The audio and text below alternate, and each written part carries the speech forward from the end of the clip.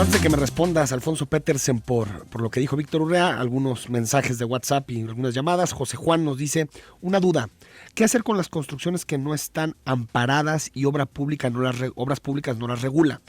Pues si uno adquiere uno de estos espacios es riesgoso, pues son de pésima calidad y tienen poca vida útil.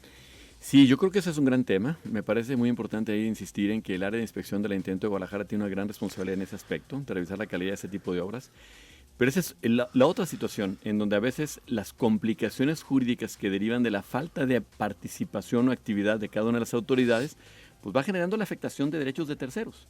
Por ejemplo, ¿qué es lo que estamos viendo ahorita en el Ayuntamiento con esos 160 famosos edificios que han sido convocados para someterse al reglamento de compensación urbanística? Que no les dan la habitabilidad. ¿Cuál es la consecuencia que no les den la habitabilidad? Que no pueden llevar a cabo el proceso de escrituración. Exacto. ¿Cuál es la consecuencia de que no hay escrituración? Pues que los compradores no tienen la certeza jurídica de la compra que hicieron. ¿Qué acaba sucediendo? Pues que los compradores se terminan o retirando, o se quedan en el limbo, o se quedan en una situación desventajosa completamente. Yo creo que sí es muy importante que esto lo tengamos muy claro.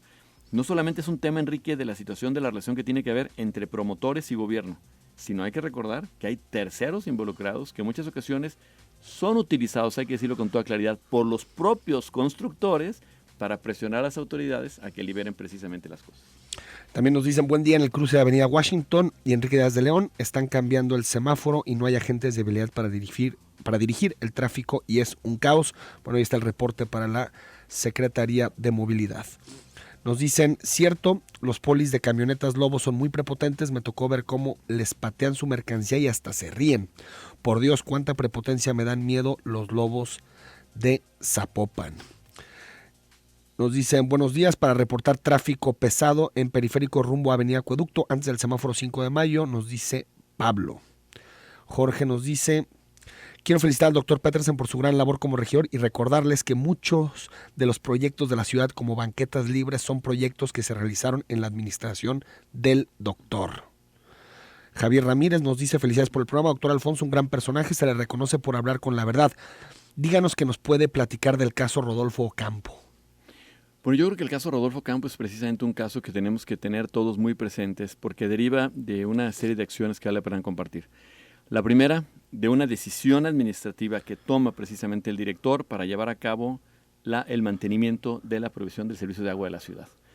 Una decisión administrativa que tiene una consecuencia que hoy todos conocemos, pero que al final de cuentas fue tomada de acuerdo con la información que está disponible para fines de mantener el servicio en esta ciudad.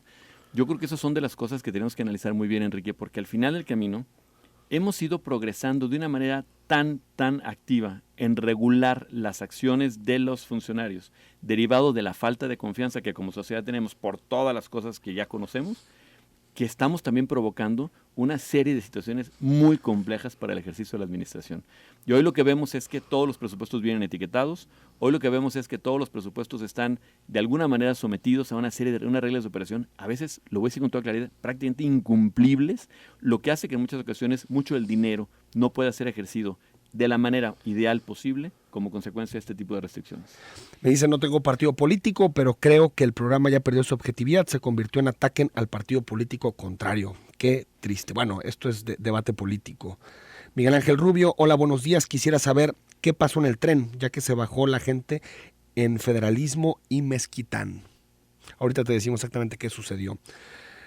Periférico a vuelta de ruedas, desde Colón hasta Avenida Vallarta, en ese sentido, ingeniero Marco Arenas. Seguimos en este tema de las torres, Alfonso Petersen, por las declaraciones de Víctor Urrea, de que supuestamente, bueno, fue un chat que se filtró, en donde supuestamente Víctor Urrea orquestaba un grupo de constructores, de inversionistas en la ciudad, que ante la negativa de Enrique Alfaro a acceder a alguna de sus peticiones, pues lo que buscaban era desestabilizar el proyecto de Enrique en Guadalajara y también al ayuntamiento. ¿Qué opinas de lo de Víctor Urrea y si crees que la reacción del alcalde fue la adecuada? Bueno, en primer lugar, debo decir con toda claridad, Víctor Urrea no es para nada santo de mi devoción. Creo que es una persona conocida por toda la sociedad respecto precisamente a sus características. En segundo lugar, me parece una verdadera irresponsabilidad la forma como se dice que Víctor Urrea y un grupo de constructores estuvo tratando de manipular las cosas para tratar de presionar al alcalde. En tercer lugar, creo que sí es importante reconocer lo que ya había dicho. No todos los constructores deben de ser metidos al mismo canasto de los corruptos. Creo que hay gente muy, muy, muy loable en nuestra ciudad que trata de contribuir en la generación de empleos, en la generación de riqueza a través de este tipo de acciones. Y bueno, pues Enrique, algunos se me han acercado y me han dicho, Alfonso, yo nomás te digo una cosa, si yo me meto al proceso de compensación que me pide el ayuntamiento, dejo de hacer negocio y me quedo solamente con el riesgo. Creo que ese es el gran problema que estamos viviendo. Creo que la propuesta que hace Víctor Urrea, por supuesto que no la comparto, me parece que es completamente alejada a lo que debe de buscar el grupo de constructores, pero sí creo que tiene que haber un acercamiento del ayuntamiento con los constructores positivos, con los constructores honestos, con los constructores que realmente están tratando de colaborar para construir nuestra ciudad, porque al final del camino es una inversión que supera los 10,000 millones de pesos al año. Si esto nosotros lo traducimos en empleos, pues hablamos de una gran cantidad de empleos directos e indirectos. Y si esto lo imaginamos que deje de ocurrir como consecuencia de la falta de comunicación entre constructores y gobiernos, porque el gobierno trata de imponer una acción como si todos fueran corruptos, y los constructores, porque no pueden entrar en este mecanismo de compensación porque pierden la oportunidad de negocio, pues creo que la que pierde, a final de cuentas, pues es la ciudad. Pero bueno, sin tratar de generalizar, Alfonso, sí es claro que muchos constructores pues por muchos años estuvieron muy consentidos y ordenaban, corrompían y hacían prácticamente lo que querían con la ciudad. Es decir, sí es bueno también que a los constructores se les ponga un hasta aquí y les digan, aquí el que manda es el ayuntamiento y el que define los criterios en términos de urbanización es el ayuntamiento. Sí, yo no creo que la palabra consentido sea la adecuada para los constructores, pero creo que sí hubo muchos constructores que se pasaron la raya y que hicieron cosas que no debieron haber hecho y que abusaron precisamente de la utilización de otras autoridades como es el Tribunal Administrativo para poder obtener beneficios estrictamente personales. Pero lo que yo insisto es que no puedes generalizar. O sea, no puedes decir todos caen en este canasto, como tampoco puedes decir ninguno cae. Yo creo que sí hay constructores abusivos y sobre esos hay que ir. Y sí hay constructores legítimos, sí hay constructores honestos a los cuales hay que tratar de motivar para que sigan haciendo ese tipo de intervenciones. El Partido de Acción Nacional tiene una fracción edilicia de 2 regidores. Así es. Es decir, está muy lejos de construir una mayoría al interior del Cabildo. Pero ¿qué temas ha impulsado en estos primeros meses? Y una declaración que hiciste hace algunas semanas donde decías que alrededor del 20% de las iniciativas que hacen los regidores son iniciativas positivas, es decir, que el resto es prácticamente paja. ¿Por qué hiciste esa declaración? Básicamente nosotros nos hemos enfocado a 4 temas fundamentales. El primero fue el sistema municipal anticorrupción. Siguiendo esta dinámica nacional, nosotros le propusimos al ayuntamiento empezar nosotros con nuestro propio sistema municipal anticorrupción, en donde incluimos cosas tan interesantes como el nombramiento del contralor, por ejemplo, o cosas tan relevantes como pues, lo que es precisamente el seguimiento de todas las acciones que hace el propio ayuntamiento. En segundo lugar, insistimos en la iniciativa de la Asociación Intermunicipal, de que no podemos seguir pensando que esta ciudad se siga gestionando como si fuera un conjunto de islas.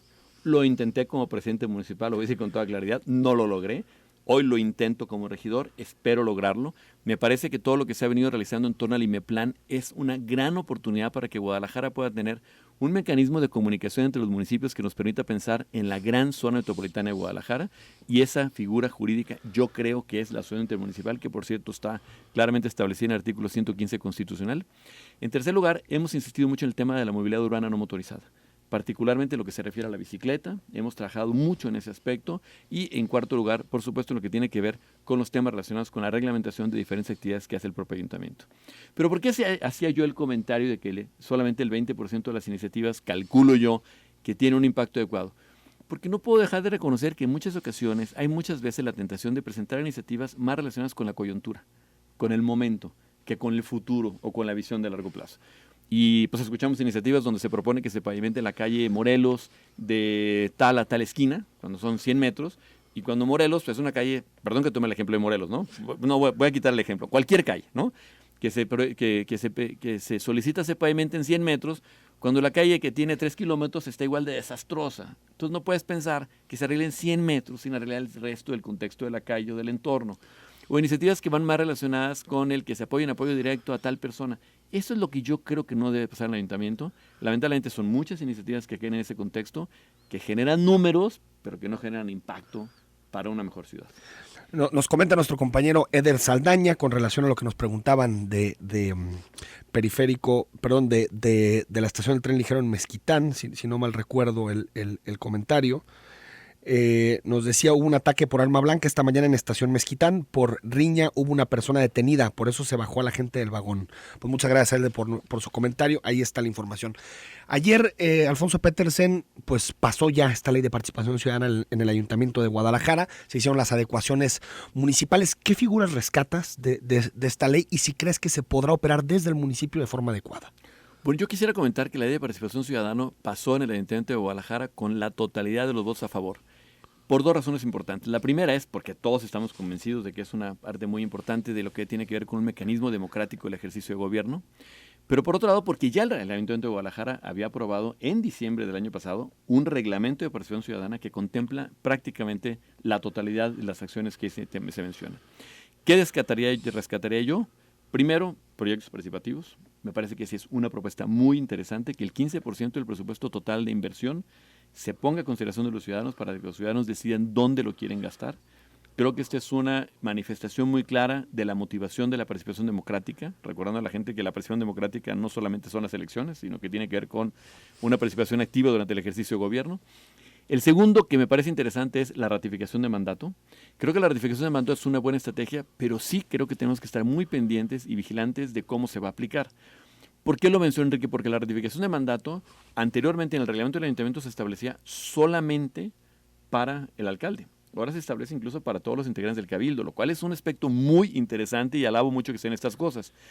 Pero la ratificación de mandato puede tener muy poca participación y lo voy a decir con toda claridad, muy motivada participación. La única experiencia que tenemos de ratificación de mandato en el estado de Jalisco y creo que en la República Mexicana es la que hizo Enrique Alfaro en Tlajomulco. No puedo dejar de reconocer que fue un ejercicio interesante, pero participó 3% del padrón electoral. Si nosotros hacemos un análisis de quiénes pudieron haber participado y vemos cuánta gente pudiera haber estado relacionada con el proyecto específico de gobierno en ese entonces del presidente municipal, pues se presta mucho a la famosa movilización y a las famosas acciones característicamente relacionadas con la invitación a la gente que participe. Si hoy tenemos una participación electoral que difícilmente llega al 50% en las elecciones constitucionales, pues en la ratificación de mandato a lo mejor vamos a tener, en el mejor de los casos, un 10%. Porque no vamos a tener una movilidad o una posibilidad de llevar a cabo una instalación de casillas como las que hace el IFE o el INE ahora. Vamos a tener que tener algunas mesas de votación ubicadas, a lo mejor 5 por distrito y se me hacen muchas, lo cual va a motivar que la gente pues tenga que hacer fila, tenga que generar tiempo, tenga que hacer muchas cosas que a lo mejor no va a estar en la dinámica de hacer, a menos que tenga una motivación específica para hacerlo. Entonces, vamos al corte, Alfonso, sí, y seguimos platicando sobre estas nuevas figuras de participación ciudadana.